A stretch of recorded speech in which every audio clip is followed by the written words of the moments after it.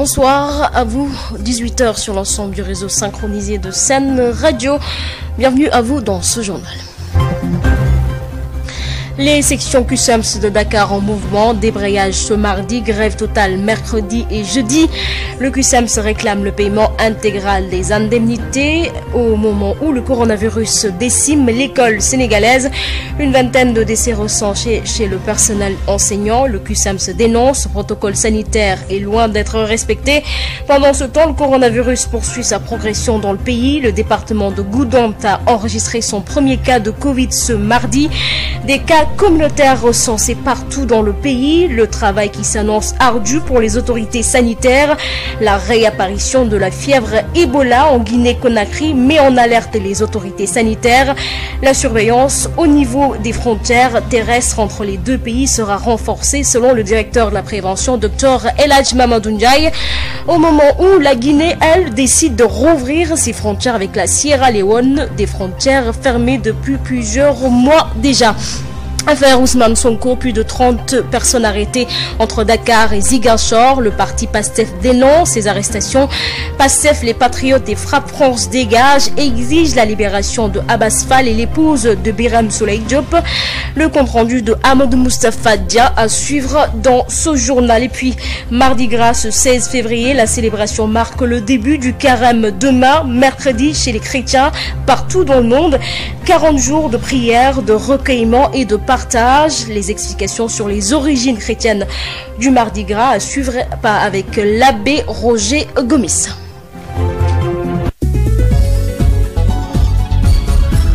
Aïssatou Gueye-Ba. À la présentation, Hassan Thioune assure la mise en onde. Merci de nous choisir pour vous informer.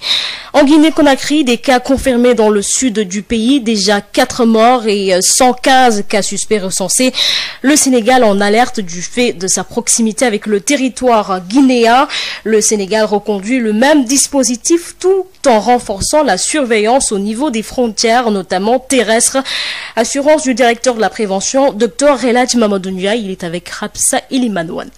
Je pense que cette maladie, elle est apparue en Guinée, comme on l'a annoncé, dans une zone qui est une zone plutôt frontalière avec d'autres pays qui ne sont pas les nôtres, comme du côté du Libéria, en fait. Donc, c'est pas notre frontière immédiate qui est en tout cas menacée pour l'instant, mais les frontières dans ce qu'elles sont, c'est toujours bon que des dispositions soient prises. Pour rappel, les dispositions sont toujours en vigueur depuis la première épidémie de Ebola, il y a de cela plus de 5 ans, n'est-ce pas? Donc, ce sont les mêmes dispositions, c'est-à-dire c'est une maladie sous surveillance au Sénégal à travers tous nos sites sentinelles dans le cadre de la surveillance de ce que nous appelons les arboviroses, c'est-à-dire toutes les maladies qui sont transmises par, bien sûr, des insectes et qui également sont communes aux hommes et aux animaux. Donc, que ce soit le Crimée-Congo, que ce soit la fièvre de la vallée du Rift, maladie à le Crimée-Congo, je le disais tantôt, que ce soit également la fièvre Ebola ou la fièvre jaune. Ce sont donc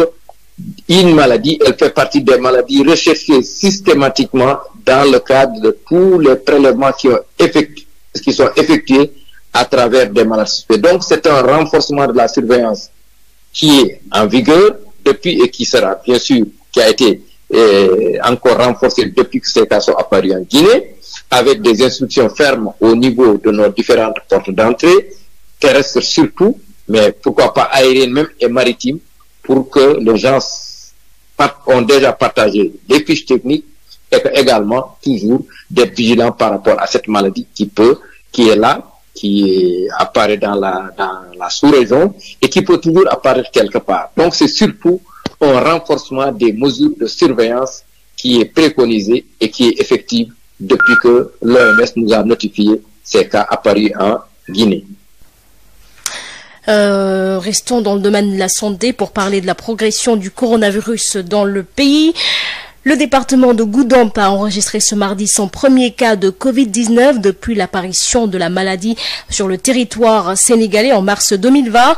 Sous la houlette du docteur Christophe Confom, l'équipe médicale du district sanitaire est en train de rechercher les contacts du patient. Le département de Goudomp, le plus vaste de la région de Sédhiou, était jusqu'ici épargné. Les autorités sanitaires et administratives ont appelé au respect des mesures barrières. Après, avec l'apparition de ce premier cas de Covid-19 à Goudomp, la région de Sédhiou a dénombré 158 cas, dont 133 à Sédhiou, 24 à Bounkiling, nous dit l'APS. Restons toujours avec le point du coronavirus, avec le point fait ce matin par le docteur Eladj Mamadou Ndiaye. 6 décès supplémentaires et 201 nouveaux cas sur 1555 tests réalisés.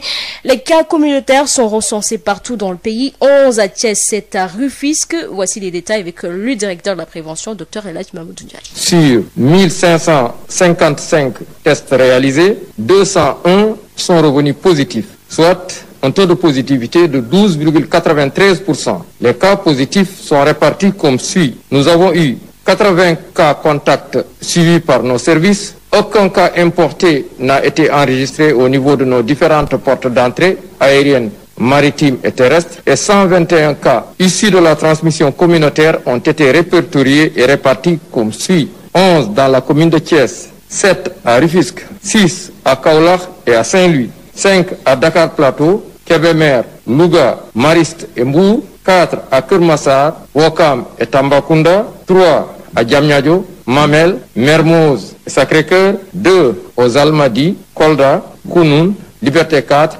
Médina, Ouest Foire, Touba, Yoff et Ziguinchor, 1 à Birkelane, Pop, Cité Biagui, Cité Magistrat, Cité Tako, Diakhaï, Dieuppeul, Fass, Fatick, Goudomp, Grand Dakar, Hamo 5, HLM, Liberté 1, Makoko-Libantan, Matam, Niary Tally, Parcelles Assainies, Popenguine, Sicap Baobab, Sicap Foire, Sokone, Tivaouane et Yeumbeul. 230 patients suivis ont été contrôlés négatifs et déclarés guéris. 63 cas graves sont pris en charge dans nos services de réanimation. 6 décès ont été enregistrés ce lundi 15 février 2021. L'état de santé des autres patients suivis dans les domiciles ou hospitalisés est jugé stable. À ce jour, 31 476 cas ont été déclarés positifs, dont 25 865 guéris, 760 décédés et donc 4 850 patients sous traitement. Le coronavirus décime l'école sénégalaise, au moins une vingtaine de décès chez le personnel enseignant. Le CUSEMS alerte et dénonce une inégalité notoire dans la dotation de matériel de protection. Le secrétaire général Abdoulaye Ndoye affirme par ailleurs que le protocole sanitaire est loin d'être respecté. Le compte d'Abdoulaye Diop. Le coronavirus n'a pas épargné le corps enseignant. Une vingtaine d'entre eux ont succombé. Une situation dénoncée par le CUSEMS qui indexe un protocole sanitaire défaillant. Abdoulaye Ndoye, secrétaire général du cadre unitaire syndical des enseignants du moyen secondaire. L'heure est grave. C'est comme si on dit aux enseignants allez mourir. Le protocole sanitaire qui a été validé par le ministère de la Santé et de l'Action sociale, ce protocole est clair et précis. 3 masques par élève, distanciation physique, c'est pas respecté. Dispositif de lavage des mains, ça n'existe pas. Le non-paiement des indemnités du BAC et du BFM irrite également le syndicat malgré les instructions du président de la République. Le CUSEMS fustige cette désinvolture inadmissible. 2 mois, 15 jours après la date butoir convenue avec les autorités pour le paiement intégral des indemnités libres. Nous sommes en ordre de bataille. Ceux qui sont dans le G7, tout le monde, nous allons les alerter pour leur dire que l'heure est au combat. Par ailleurs, le CUSEMS fustige l'arrestation de citoyens, parmi lesquels des enseignants, et appelle au respect des droits. Ils ont arrêté arbitrairement un enseignant professeur au lycée Eladj Baba Diong de Podor, Sambatal. Tout simplement, il a fait un poste, sans compter les autres arrestations. Il faut que les gens respectent les libertés individuelles démocratiques. Le déficit d'enseignants, les lenteurs administratives, le recrutement des enseignants sont entre autres des préoccupations du CUSEMS qui réclament plus de considération de la part de l'État. Les sessions CUSEMS de Dakar en mouvement pour le paiement intégral des indemnités liées aux examens. Grève totale demain et après-demain. Débrayage ce matin. Mouvement de débrayage qui n'a pas eu l'effet escompté au CEM unité 19 des Parcelles Assainies. Le conseil avec Babacar Samba. CEM unité 19 des Parcelles Assainies. Ici, le mouvement de débrayage décrété par la section Dakar du CUSEMS n'a pas reçu l'écho attendu. Les enseignants trouvés sur place disent ne pas être au courant. Il y a les enseignants du CUSEMS qui observent aujourd'hui un débrayage.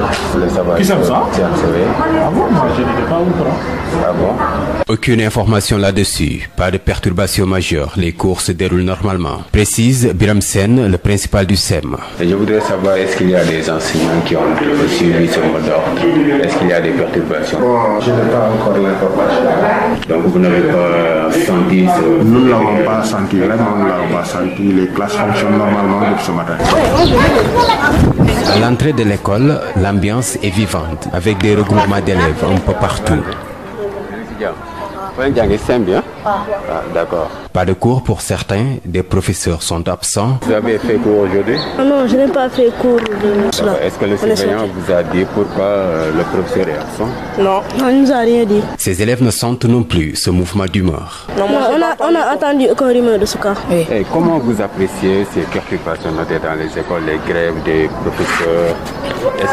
Vraiment, on n'apprécie rien là-dessus. On quitte chez nous pour venir travailler et reste à la maison. À la fin du mois, on les paie. Si en plein examen, si on nous donne quelque chose qu'on n'a pas appris, qu'est-ce qu'on va faire? Mais le mieux, c'est de rester à la maison et travailler. Comme ça, sur choses que vous n'avez pas appris. Vous l'avez fait chez vous. Donc vous allez pouvoir le faire correctement. Des élèves qui déplorent vigoureusement ces perturbations et accusent l'État et les syndicats d'enseignants. Sud FM. Affaire Ousmane Sonko, plus de 30 personnes arrêtées entre Dakar et Ziguinchor. Le parti PASTEF dénonce ces arrestations qu'il qualifie d'enlèvement. Bassirou Diomaye Faye, le président des cadres du parti PASTEF, il est avec Elhaj Malik Ndiaye. Au moment où nous parlons, nous avons 19 personnes qui sont au Cap Manuel, 8 qui sont arrêtées dans le cadre des manifestations à Bignona et Ziguinchor. Il y a aussi l'épouse de Madame Diop Biram Souley, que nous comptons parmi les arrestations parce que c'est une façon indirecte de mettre une pression sur son mari. Et le coordinateur de PASTEF Dakar qui est aussi en garde à vue depuis 2 jours. Donc au total, nous sommes autour de la trentaine de personnes qui sont arrêtées. C'est de l'intimidation pure et de la provocation. Certaines arrestations ne sont pas en réalité des arrestations, mais c'est des enlèvements purs. Quand vous prenez le cas de Abbas Fall et de Fatima Mbeng qui ont été arrêtés et par la suite on a vu que Fatima a été libérée, ils étaient au chevet des détenus du Cap Manuel à qui ils avaient apporté certains des pécules et des couvertures. Et c'est là-bas que la division des investigations criminelles les a accueillis manu militari pour les conduire au niveau de leurs locaux. Nous n'avons pu informer que lorsque Fatima, qui a été arrêtée en dernier lieu, a constaté l'absence de Abbas Fall 2 heures après. C'est le cas aussi de Madame Biram Souley Diop qui a été arrêtée en allant au travail. Et toutes les autres arrestations découlent d'une provocation qui a été orchestrée par les forces de l'ordre sous la direction naturellement de leur commandant en chef et qui ont abouti aux échauffourées qu'on a connues. Une bonne partie a été libérée, mais une bonne partie aussi encore entre les mains de la police. Tout le monde note que ces arrestations-là, c'est un seul but, c'est de faire aboutir le projet de démolition systématique auquel le président Macky Sall et son régime se livrent depuis bientôt 9 ans. En tout cas, le PASTEF, les Patriotes et le mouvement FRAPP exigent la libération de Abbas Fall, coordonnateur de PASTEF Dakar, et l'épouse de Biram Souley Diop, ainsi que tous les militants arrêtés. Ces deux organisations annoncent une jonction pour mener le combat et dénoncent ce qu'elles assimilent à une traque des opposants politiques. Elles invitent également le procureur à entendre les autres individus cités dans cette affaire de présumé viol. Ils se sont réunis en conférence de presse cet après-midi. Le compte rendu d'Amadou Moussa Fadia. FRAPP et PASTEF tapent du poing sur la table et exigent la libération immédiate d'Abbas Fall, coordonnateur de PASTEF Dakar, et de l'épouse de Biram Souley Diop, administrateur général du même parti. PASTEF Dakar exige la libération immédiate et sans condition de son coordonnateur et celle de tous les autres qui sont arrêtés. Les membres de ces deux organisations joignent ainsi leurs forces et entendent mener la lutte contre ce qu'ils qualifient de chasse à l'homme, de traque d'opposants et d'arrestation arbitraire. Cette arrestation systématique et arbitraire des responsables de PASTEF, les Patriotes, et de leurs proches, l'État s'acharne sur les militants et les responsables de PASTEF, les Patriotes. L'État est incapable de justifier cette prise d'otage. Tout en dénonçant le complot politique selon eux ourdi contre Ousmane Sonko, ils demandent aux autorités judiciaires d'entendre les autres personnes citées dans cette affaire. Au nom de quoi le médecin qui a été cité dans cette affaire, l'avocate qui a été cité dans cette affaire et Sidi Mohamed Mbaye ne sont pas toujours entendus. Et pourtant, chaque jour, on entend qu'on fait la pression sur des militants de PASTEF et sur des responsables de PASTEF. Tout porte à croire qu'il y a une stratégie au sommet de l'État qui cherche à protéger les commanditaires du complot qui est savamment orchestré. Pour l'heure, ces organisations ne comptent pas dévoiler leur stratégie de lutte. Toutefois, au moment venu, elles aviseront. Et le journaliste formateur Ibrahim Baroum analyse la tension politique due à l'affaire ou liée à l'affaire Ousmane Sonko, retenez qui sera tout à l'heure notre invité. 18h15 sur l'ensemble du réseau synchronisé de Sen Radio. Mardi Gras, ce 16 février, la célébration marque l'entrée du carême chez les chrétiens partout dans le monde. Cette journée aux allures festives revêt également une dimension spirituelle, religieuse qui permet aux chrétiens de saisir l'occasion pour identifier les points et situations qui nécessitent la purification. Les explications sur les origines chrétiennes du Mardi Gras par l'abbé Roger Gomis dans l'archidiocèse de Dakar. Il est interrogé par Marie-Rosaline Ndiaye. Le Mardi Gras est un jour de carnaval et de déguisement de toutes sortes la veille du mercredi des cendres, début du carême. Ses origines sont à la fois païennes et religieuses. Sa date varie d'année en année car elle est fixée par rapport à la date de Pâques qui est elle-même une fête mobile. Elle peut se situer au mois de février ou au début du mois de mars, mais tombe bien entendu toujours un mardi et précède la fête de Pâques de 47 jours. Pour ses origines, il faut savoir que dans l'Antiquité romaine, le calendrier commençait au mois de mars de façon à faire coïncider le début de l'année et le renouveau de la nature. Ainsi, de grandes fêtes marquaient cette période des calendes de mars. Par la suite, les populations christianisées continuèrent de célébrer la fin de l'hiver à travers cette fête du Mardi Gras. Le début du carême est donc précédé du Mardi Gras. Ce jour est appelé gras en référence aux aliments considérés comme riches. Il s'agit particulièrement, entre autres, du beurre, des œufs, de la viande. Au jour du Mardi Gras, les excès sont donc permis, aussi bien dans la consommation de nourriture qu'apparence vestimentaire. Il ne faut pas perdre de vue que le carême, période de jeûne, de privation, d'austérité et de privation qui dure 40 jours, est pour les chrétiens un temps de préparation à la grande fête de Pâques. Sur les traditions festives du Mardi Gras, on observe les déguisements et les crêpes. Quand on se réfère au Moyen-Âge, on voit que les déguisements du Mardi Gras permettaient non seulement de s'amuser, mais aussi de transgresser les interdits de l'ordre social. C'est ainsi que les pauvres pouvaient s'habiller en riches, les hommes s'habillaient en femmes, les laïcs s'habillaient en religieux, les civils en policiers ou gendarmes, et vice-versa. Le Mardi Gras a aussi une dimension ou une valeur spirituelle, parce que le Mardi Gras peut permettre aux chrétiens, de façon amusante, le Mardi Gras est une occasion de rire de soi-même, démasque souvent 40 jours de prière, de recueillement et de partage, des piliers sur lesquels les fidèles catholiques comptent s'appesantir. Notre correspondant a rencontré quelques fidèles iftanais. Les préparatifs vont bon train ici à Saint-Louis chez les fidèles catholiques en ce qui concerne le carême qui débute ce mercredi 17 février. Et d'ailleurs, c'est le cas non seulement pour cette jeune paroissienne de Notre-Dame de Lourdes de Sort. Bon, vu que demain commence le carême, avec cette pandémie, ça sera pas trop dur, je pense, puisque ça sera un temps de partage, de réconciliation avec notre Seigneur. Aussi, avec ce temps de Covid surtout, on pourra beaucoup prier pour que cette pandémie puisse arrêter ses ravages. Parce que ces temps-ci, c'est trop.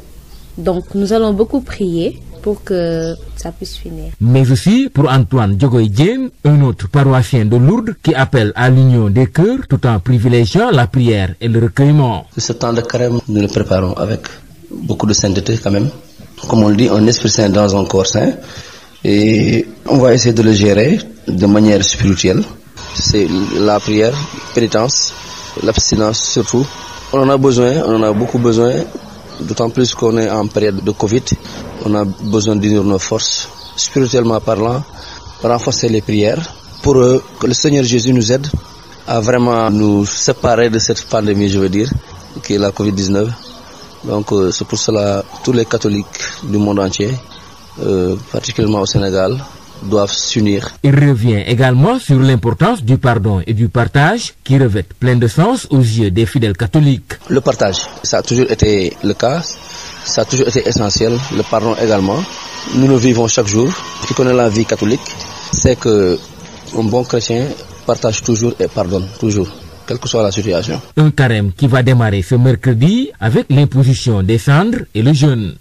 Saint-Louis, Yves Tendeng, Sud FM.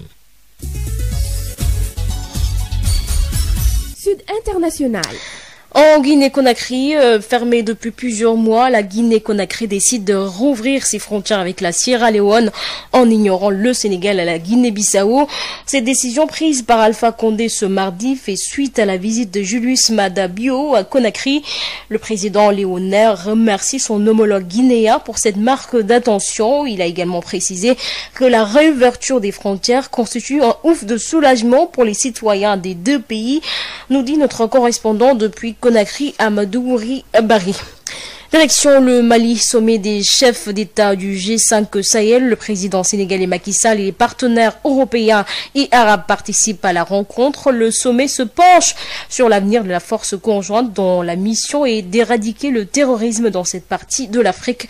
Bamako, la correspondance de Sori Ibrahim Maïga. Le passage du témoin entre le président mauritanien Mohamed Ould El Ghazouani, qui présidait jusque-là le G5 Sahel, au président tchadien Idriss Déby, et l'envoi de 1200 soldats tchadiens annoncés à la suite de cette réunion ont marqué ce sommet de haut niveau. Ce déploiement devrait être effectif un an plus tôt, suite au précédent sommet de Pau. Une menace djihadiste grandissante sur les bords du lac Tchad et également un désaccord entre N'Djamena et ses partenaires sur comment ce déploiement devrait être fait ont tardé son effectivité. La question de la mobilisation des fonds pour une montée en puissance des troupes a également été évoquée. Le débat sur le terrorisme qui commence à transcender les frontières du Sahel a aussi été primordial dans les discussions. Le Ghanéen Nana Akufo-Addo ou encore le vice-président du gouvernement de la transition du Soudan ont honoré de leur présence à N'Djamena à cette rencontre essentiellement axée sur la sécurité de la sous-région et au-delà. Les travaux pour ce deuxième jour du sommet,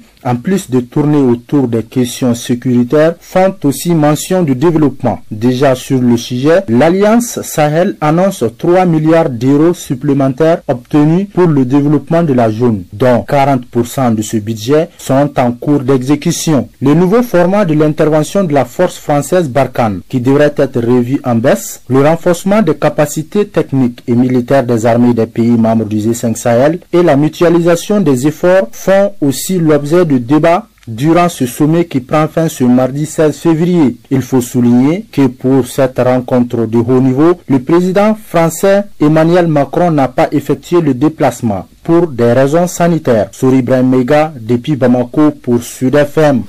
Sori Ibrahim Maïga, direction la France. En France, le gouvernement a déposé ce 16 février au matin au Sénat un amendement destiné à permettre le vote par anticipation pour l'élection présidentielle de 2022, ce qui constituerait une première en France. Au dernier moment, un texte sur l'organisation technique du scrutin présidentiel prévoit un vote par anticipation dans certains bureaux via une machine à voter à une date prévue par décret pris au plus tard le 6e vendredi précédent le scrutin.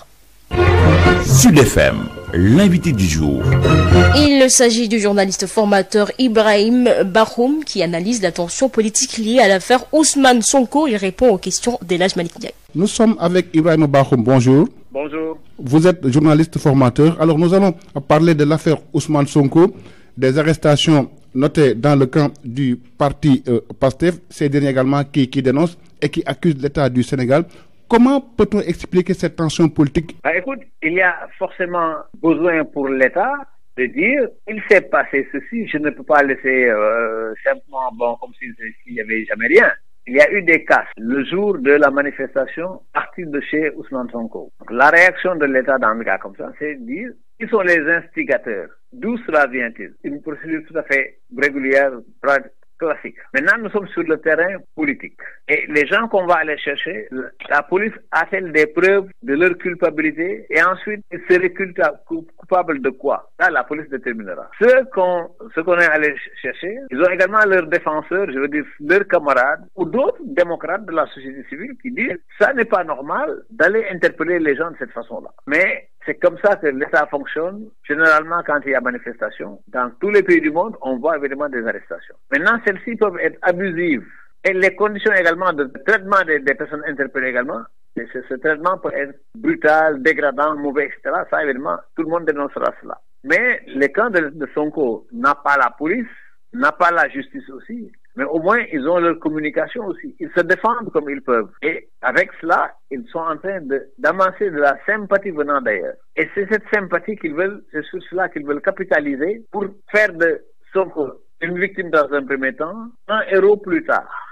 Rien de nouveau, on a eu des exemples comme cela.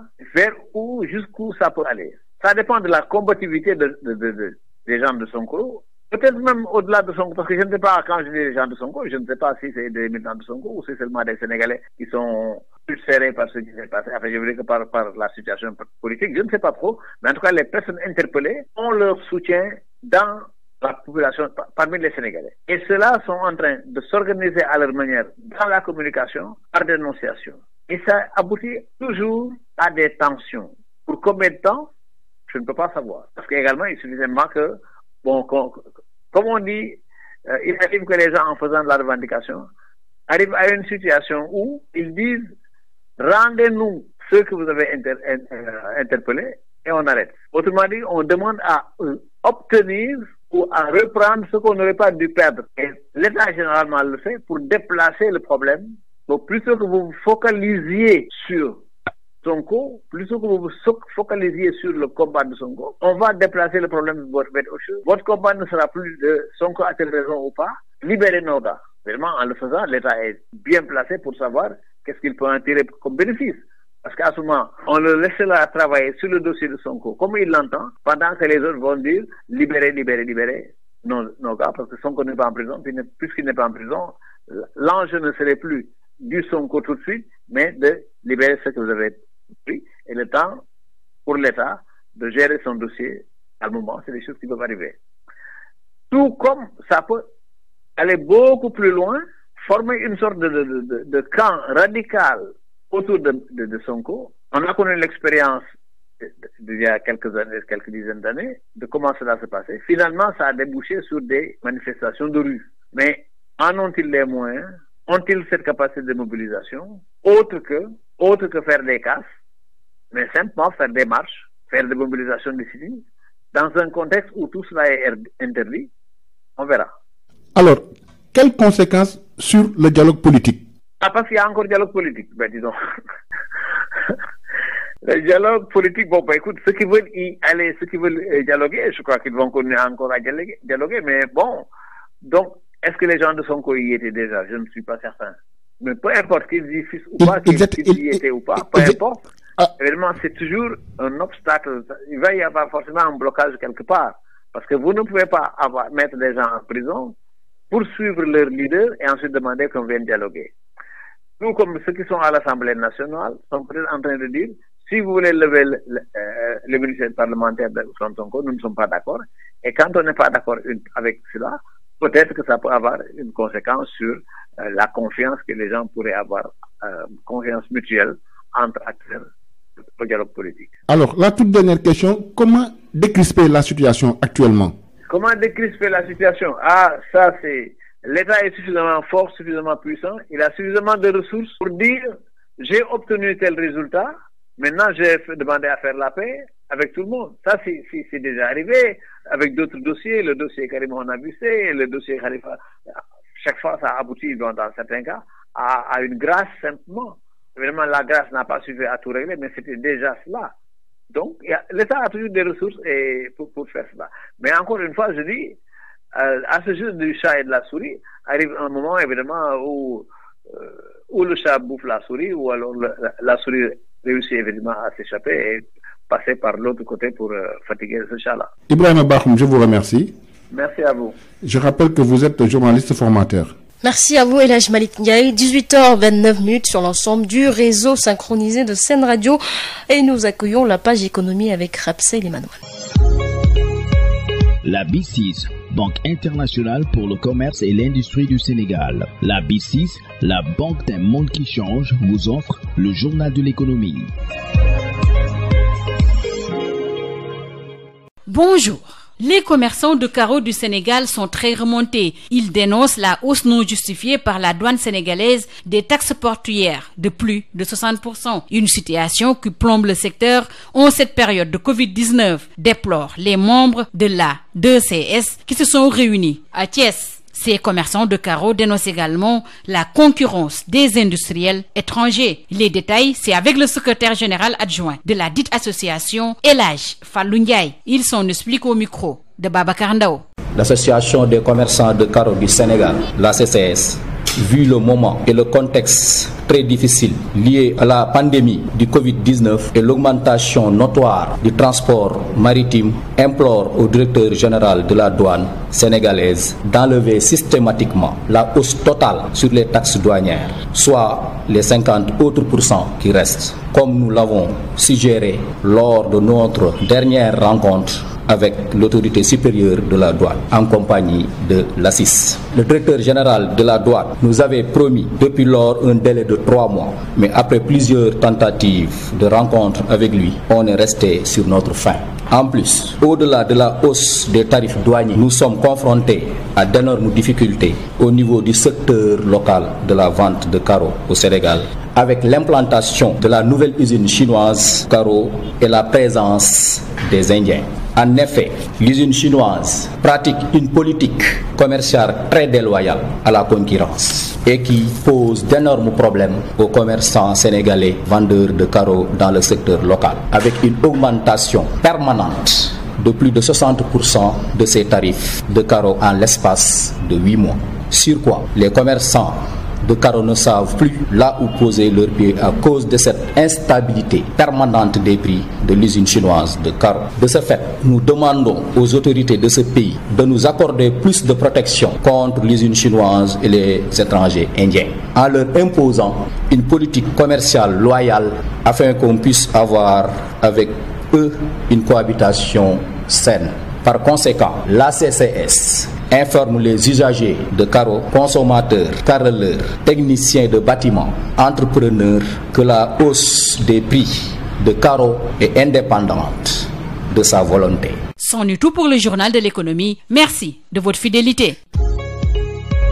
La B6, Banque internationale pour le commerce et l'industrie du Sénégal. La B6, la banque d'un monde qui change, vous a offert le journal de l'économie.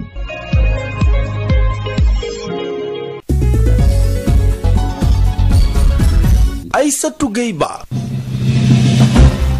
Voilà, c'est la fin de ce journal. Le rappel des titres. Les sections QSAMS de Dakar en mouvement, débrayage ce mardi, grève totale mercredi et jeudi. Le QSAMS réclame le paiement intégral des indemnités au moment où le coronavirus décime l'école sénégalaise. Une vingtaine de décès recensés chez le personnel enseignant. Le QSAMS dénonce, le protocole sanitaire est loin d'être respecté. Pendant ce temps, le coronavirus poursuit sa progression dans le pays. Le département de Goudomp à Sédhiou a enregistré son premier cas de Covid ce mardi. Des cas communautaires recensés partout dans le pays. Le travail qui s'annonce ardu pour les autorités sanitaires. La réapparition de la fièvre Ebola en Guinée-Conakry met en alerte les autorités. La surveillance au niveau des frontières terrestres entre les deux pays sera renforcée. Au même moment, la Guinée, elle, décide de rouvrir ses frontières avec la Sierra Leone, des frontières fermées depuis plusieurs mois déjà. Affaire Ousmane Sonko, plus de 30 personnes arrêtées entre Dakar et Ziguinchor. Le parti PASTEF dénonce ces arrestations.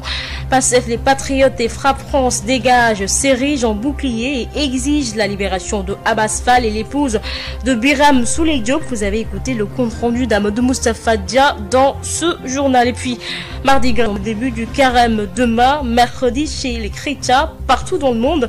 40 jours de prière, de recueillement et de partage. Voilà, c'est la fin de ce journal. Merci de l'avoir suivi. Merci également à Hassan Choun qui en a assuré la mise en onde. À 21h, retrouvez Adam John pour le prochain bulletin d'information en Wolof, bien entendu. Ne bougez pas, restez sur nos ondes. Dans un instant, votre rubrique Sud Éducation avec Mariem et Aïda.